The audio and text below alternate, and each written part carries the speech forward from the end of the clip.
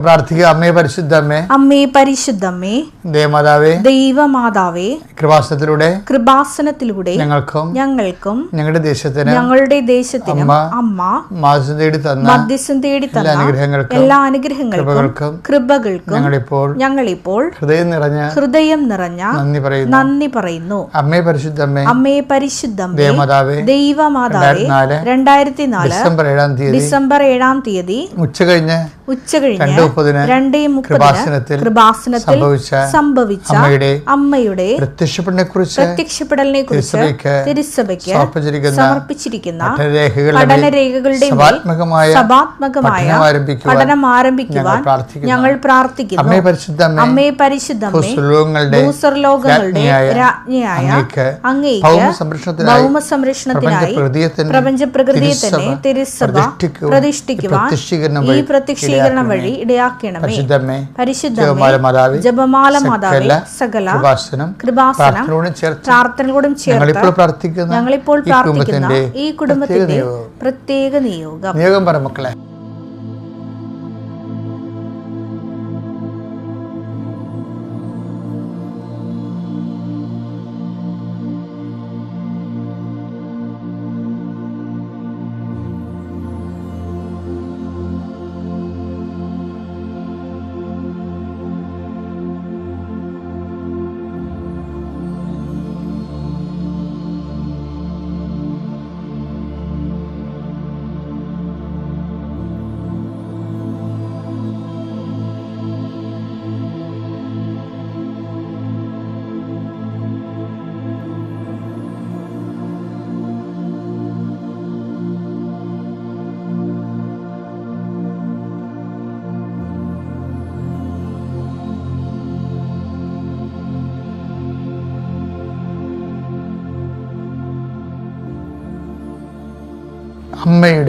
അമ്മയുടെ പ്രത്യക്ഷീകരണത്തിന്റെ ഈ അനുഗ്രഹവേളയിൽ ഞങ്ങൾക്ക് സാധിച്ചു തരുവാൻ കനിയണമേ. ആമേൻ. വിശ്വാസ പ്രമാണം. സർവശക്തനായ പിതാവും ആകാശത്തിന്റെയും ഭൂമിയുടെയും സൃഷ്ടാവുമായ ദൈവത്തിൽ ഞാൻ വിശ്വസിക്കുന്നു. അവിടുത്തെ ഏകപുത്രനും ഞങ്ങളുടെ കർത്താവുമായ ഈശോമിശിഹായിലും ഞാൻ വിശ്വസിക്കുന്നു. ഈ പുത്രൻ പരിശുദ്ധാത്മാവിനാൽ ഗർഭസ്ഥനായി കന്യകാമറിയത്തിൽ നിന്ന് പിറന്ന് പൊന്തിയോസ് പീലാത്തോസിന്റെ കാലത്ത് പീഡകൾ സഹിച്ച് കുരിശിൽ തറയ്ക്കപ്പെട്ട് മരിച്ച് അടക്കപ്പെട്ട് പാതാളങ്ങളിൽ ഇറങ്ങി മരിച്ചവരുടെ ഇടയിൽ നിന്ന് 3-ാം നാൾ ഉയർത്ത് സ്വർഗത്തിലേക്ക് എഴുന്നള്ളി സർവശക്തിയുള്ള പിതാവായ ദൈവത്തിന്റെ വലതുഭാഗത്തിരിക്കുന്നു. അവിടെ നിന്ന് ജീവിക്കുന്നവരെയും മരിച്ചവരെയും വിധിക്കുവാൻ വരുമെന്നും ഞാൻ വിശ്വസിക്കുന്നു. പരിശുദ്ധാത്മാവിലും ഞാൻ വിശ്വസിക്കുന്നു. വിശുദ്ധ കത്തോലിക്ക സഭയിലും പുണ്യവാന്മാരുടെ ഐക്യത്തിലും പാപങ്ങളുടെ മോചനത്തിലും ശരീരത്തിന്റെ ഉയർപ്പിലും നിത്യമായ ജീവിതത്തിലും ഞാൻ വിശ്വസിക്കുന്നു. ആമേൻ. സ്വർഗ്ഗസ്ഥനായ ഞങ്ങളുടെ പിതാവേ, അങ്ങയുടെ നാമം പൂജിതമാകണമേ. അങ്ങയുടെ രാജ്യം വരണമേ. അങ്ങയുടെ തിരുമനസ് സ്വർഗത്തിലെ പോലെ ഭൂമിയിലും ആകണമേ. അന്നു വേണ്ടുന്ന ആഹാരം ഇന്ന് ഞങ്ങൾക്ക് തരണമേ. ഞങ്ങളോട് തെറ്റ് ചെയ്യുന്നവരോട് ഞങ്ങൾ ക്ഷമിക്കുന്നത് പോലെ ഞങ്ങളുടെ തെറ്റുകൾ ഞങ്ങളോടും ക്ഷമിക്കണമേ. ഞങ്ങളെ പ്രലോഭനത്തിൽ ഉൾപ്പെടുത്തരുതേ, തിന്മയിൽ ഞങ്ങൾ രക്ഷിക്കണമേ. ആമേൻ. നന്മ നിറഞ്ഞ മറിയമേ, സ്വസ്തി. കർത്താവ് അങ്ങയുടെ കൂടെ സ്ത്രീകളിൽ അങ്ങ് അനുഗ്രഹിക്കപ്പെട്ടവളാകുന്നു. അങ്ങയുടെ ഉദരത്തിൻ ഫലമായി ഈശോ അനുഗ്രഹിക്കപ്പെട്ടവനാകുന്നു. പരിശുദ്ധ മറിയമേ, തമ്പുരാന്റെ അമ്മേ, പാപികളായ ഞങ്ങൾക്ക് വേണ്ടി ഇപ്പോഴും ഞങ്ങളുടെ മരണസമയത്തും തമ്പുരാനോട് അപേക്ഷിക്കണമേ. ആമേൻ. നമുക്ക് ഒരുമിച്ച് പ്രാർത്ഥിക്കാം. കർത്താവേ, ഇന്ന് തിങ്കളാഴ്ച, ആഴ്ചയുടെ 2ാമത്തെ ദിവസമാണ്.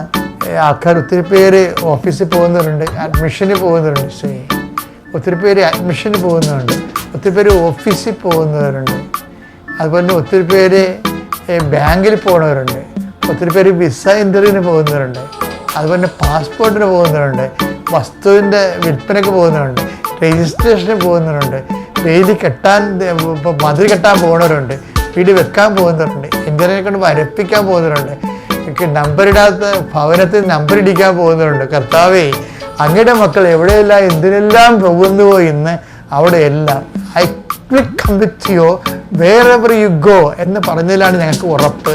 നീ എവിടെ പോയാലും നിന്റെ കൂടെ ഞാൻ വരുമെന്ന് പറഞ്ഞില്ലേ കർത്താവേ. ഞങ്ങൾ അതിൽ വിശ്വസിച്ചുകൊണ്ട് കർത്താവേ നിന്റെ കൂടെ വരാൻ ഇടയാക്കണമെന്ന് പ്രാർത്ഥിക്കുന്നു. എൻ്റെ കർത്താവിൻ്റെ ഉന്നതമായ നാമത്തിൽ നിൻ്റെ യാത്ര ആസ്വദിക്കട്ടെ. നീ ഉപയോഗിക്കുന്ന വാഹനങ്ങൾ, ഹയർ ചെയ്ത വാഹനങ്ങളുണ്ടാകാം, വാടകയ്ക്കെടുത്ത വാഹനങ്ങളുണ്ടാകാം, ചിലപ്പോൾ സർക്കാർ വാഹനങ്ങളുണ്ടാകാം, ചിലപ്പോൾ സ്വന്തം വാഹനമായിരിക്കാം. എന്തായാലും നീ യാത്ര തുടങ്ങി അവസാനം വരെ കർത്താവ് നിന്നെ തൻ്റെ വിശുദ്ധ നാമത്തിൽ സംരക്ഷിക്കട്ടെ. നിൻ്റെ പരിതാപകരമായ ആരോഗ്യാവസ്ഥയാകാം, പരിതാപകരമായ സാമ്പത്തിക അവസ്ഥയാകാം, നിന്നെ സന്ധിക്കാനോ നിനക്ക് വേണ്ടി വാദിക്കാനോ നിന്നെ ശുപാർശ ചെയ്യാനോ ആരുമില്ലാത്തതാണ്. ആരുമില്ലാത്തവർക്കും ദൈവമാണ് കൂടെ നിൽക്കുന്നത്. അത് നമ്മുടെ ഓഫർ നമുക്ക് തന്നിരിക്കുന്നതാണ് കർത്താവ്. അതുകൊണ്ട് തന്നെ നിൻ്റെ പ്രാർത്ഥനാ ജീവിതത്തിലെ നീ ദൈവത്തിൽ ആശ്രയിച്ചുകൊണ്ട് ഇന്ന് മുഴുവൻ സ്ഥലങ്ങളിലും കർത്താവിൻ്റെ ദൂതൻ നിൻ്റെ കൂടെ ഉണ്ടാവും. പരിശുദ്ധ അമ്മയുടെ സാന്നിധ്യം നിൻ്റെ കൂടെ ഉണ്ടാവും. നീ വേദനപ്പെടുന്ന വിഷയങ്ങളിൽ കർത്താവിൻ്റെ തീരുമാനം ഉണ്ടാകട്ടെ. നീ ഉത്കണ്ഠപ്പെടുന്ന സാഹചര്യങ്ങളിൽ മേൽ കർത്താവിൻ്റെ തീരുമാനം ഉണ്ടാകട്ടെ. നിന്നെ ഭാരപ്പെടുന്ന വ്യക്തികളുടെ മേൽ ദൈവ തീരുമാനം ഉണ്ടാകട്ടെ. എൻ്റെ കർത്താവിനുമായ നാമത്തിൽ നിൻ്റെ മേൽഗതിക്കുള്ള എല്ലാ തീരുമാനങ്ങളിലും നിൻ്റെ കഴിവിനേക്കാളും ദൈവത്തിൻ്റെ കൃപ ഇന്ന് നിൻ്റെ കൂടെ ചേർന്ന് പ്രവർത്തിക്കട്ടെ. നിത്യം പിതാവും പുത്രനും പരിശുദ്ധാത്മാവും സർവ്വസ്വരെ നയിക്കുവാണ്. കഴിഞ്ഞ ദിവസങ്ങളിൽ ഒരു വ്യക്തി എൻ്റെ അടുത്ത് കുറേ സങ്കടങ്ങൾ പറഞ്ഞു, എന്നെ പിടിച്ചു നിർത്തി പറഞ്ഞതാണ്. അപ്പോൾ അവരോട് പറയാൻ വേണ്ടി കർത്താവ് എന്നോട് പറഞ്ഞു തന്ന കാര്യങ്ങളാണ് ഞാൻ ഇനി നിങ്ങളോട് പറയാൻ പോണത്. എന്താണെന്നറിയാമോ? അവരോട് എന്താണെന്നറിയാമോ? അവർ ഭയങ്കര ഹാപ്പി ആയത് കേട്ടപ്പോൾ. ഇത് കർത്താവിൻ്റെ മരണം പ്രഖ്യാപിക്കാനുള്ള വേദനകളാണ്. നമ്മുടെ എല്ലാ വേദനകളും അതിലൂടെയാണ് നമ്മുടെ ശരീരത്തിൽ കർത്താവിൻ്റെ മരണം പ്രഖ്യാപിക്കുന്നത്. അപ്പോൾ പ്രഖ്യാപിക്കുമ്പോഴാണ്, അങ്ങനെ പ്രഖ്യാപിക്കുന്നവർക്ക് മാത്രമേ കർത്താവിൽ ഉയർപ്പ് വിശ്വസിച്ചിട്ട് കാര്യമുള്ളൂ. അങ്ങനെ മരണം പ്രഖ്യാപിച്ച് ഉയർപ്പ് വിശ്വസിക്കുന്നവർക്കാണ് കർത്താവിൻ്റെ വരവിനെ കാത്തിരിക്കാൻ പറ്റത്തുള്ളൂ. അപ്പോൾ ഇതെല്ലാ വേദനകളും കർത്താവിൻ്റെ വരവിനെ കാത്തിരിക്കാൻ വേണ്ടിയുള്ള ഒരുക്കമായിട്ട് കരുതണമെന്ന് പറഞ്ഞപ്പോൾ she was so happy then. 2 Corinthians 4:10 യേശുവിന്റെ ജീവൻ ഞങ്ങളുടെ ശരീരത്തിൽ പ്രത്യക്ഷമാകുന്നതിന് അവിടുത്തെ മരണം ഞങ്ങൾ എല്ലായ്പ്പോഴും ശരീരത്തിൽ സംവഹിക്കുന്നു. അതാ അവിടെ ശരീരത്തിൽ സംവഹിക്കുന്നു. അപ്പം മരണം പ്രഖ്യാപിക്കുന്നവർക്ക് മാത്രമേ ഉയർപ്പിൽ വിശ്വസിക്കാൻ പറ്റത്തുള്ളൂ. അല്ലാതെ ഉയർപ്പിൽ വിശ്വസിക്കാൻ പറ്റത്തില്ല. കാര്യം കേവലമായ ഉയർപ്പില്ലല്ലോ, മരിച്ചു കഴിഞ്ഞാൽ ഉയർത്തേക്കുന്നത്. ഇപ്പം കർത്താവിൻ്റെ പീഡാസഹനങ്ങളെക്കുറിച്ച് അത് നമ്മുടെ ശരീരത്തിൽ ഏറ്റിട്ട് പ്രഖ്യാപിക്കുമ്പോൾ ആ മരണം പ്രഖ്യാപിക്കുന്നവർക്ക് മാത്രമേ ഉയർപ്പിൽ വിശ്വസിക്കാൻ പറ്റത്തുള്ളൂ. ഇനി രസം എന്താണെന്ന് വെച്ച് കഴിഞ്ഞാൽ ഉയർപ്പിൽ വിശ്വസിക്കുന്നവർക്ക് മാത്രമേ വരവ് കാത്തിരിക്കാനും പറ്റത്തുള്ളൂ. അതല്ലേ പൗലോസ് പറയണത്. അപ്പോൾ ഇതിൻ്റെ മരണം പ്രഖ്യാപിക്കുക എന്ന് വെച്ച് കഴിഞ്ഞാൽ ഇപ്പം നമുക്ക് +2 പ്രവേശിക്കണം. എന്ത് ചെയ്യണം? 10ാം ക്ലാസ് പാസ്സാകണം അല്ലേ? നമുക്ക് ഗ്രാജുവേഷൻ വേണം. ഗ്രാജുവേഷൻ നമ്മൾ +2 പാസ്സാകേണ്ടി വരും. അതിനുശേഷം പോസ്റ്റ് ഗ്രാജുവേഷൻ. അപ്പോൾ എന്ന് വെച്ചാൽ ഇങ്ങനെ ഓരോ ഡിഗ്രീസ് പ്രൊഫഷൻ കൂടുമ്പോൾ അതിൻ്റെ ഘട്ടം ഘട്ടമായിട്ടുള്ള കാര്യങ്ങൾ നമ്മൾ വെരിഫൈ ചെയ്ത് പോകണം. 10ാം ക്ലാസ് മരണം പ്രഖ്യാപിക്കുക എന്ന് വെച്ച് കഴിഞ്ഞാൽ 10ാം ക്ലാസ് പാസ്സായെന്ന് വിചാരിച്ചോ. ഞാൻ നിങ്ങൾക്ക് മനസ്സിലാകാൻ വേണ്ടി പറയണം കേട്ടോ. അപ്പോഴാണ് നമുക്ക് ഉയർപ്പ് വിശ്വസിക്കാൻ പറ്റണത്. ഉയർപ്പ് വിശ്വസിക്കണമെന്ന് വെച്ച് കഴിഞ്ഞാൽ അത് ഈ +2 പോലെയാണ്. നമ്മുടെ വിശ്വാസ ജീവിതത്തിൻ്റെ 2nd ഗ്രേഡാണ്. അതിൻ്റെ ഏറ്റവും ടോപ്പ് ഗ്രേഡ് എന്താ? വരവ് കാത്തിരുന്നുകൊണ്ട് ജീവിക്കണമാണ്. നമ്മുടെ ഓരോ ജീവിതത്തിലും യജമാനൻ വരുമെന്നുള്ള ഈ വരവിൻ്റെ കാത്തിരിപ്പാണ് വിശുദ്ധി ഉൽപ്പാദിപ്പിക്കുന്നത്. കാരണം വിശുദ്ധിയെ തികച്ച് നാം കാത്തിരിക്കുക എന്ന് പറയുന്നത് കർത്താവിൻ്റെ വരവിനെ ഉദ്ദേശിച്ചാണ് നമ്മൾ നീതിയോടെ പെരുമാറണത്, സ്നേഹത്തോടെ പെരുമാറണത്, സഹനത്തിന് സുവിശേഷത്തിന് സാക്ഷിയാകണത്. ഇതെല്ലാം വരവിൻ്റെ ലക്ഷ്യമാണ്. അതുകൊണ്ടാണ് നിങ്ങളത് കുർബാന ഇതെല്ലാം ഉണ്ട്. ഇതെല്ലാം കൂടി ആചരിക്കുന്നതാണ് കുർബാന. അതുകൊണ്ടാണ് കുർബാനയെ പോലെ ദൈവത്തിന് വേറെ ഒന്നും ചെയ്യാൻ പറ്റുന്നത് പറഞ്ഞത്. അത്രയ്ക്ക് ടോപ്പാണ് പരിശുദ്ധ കുർബാന.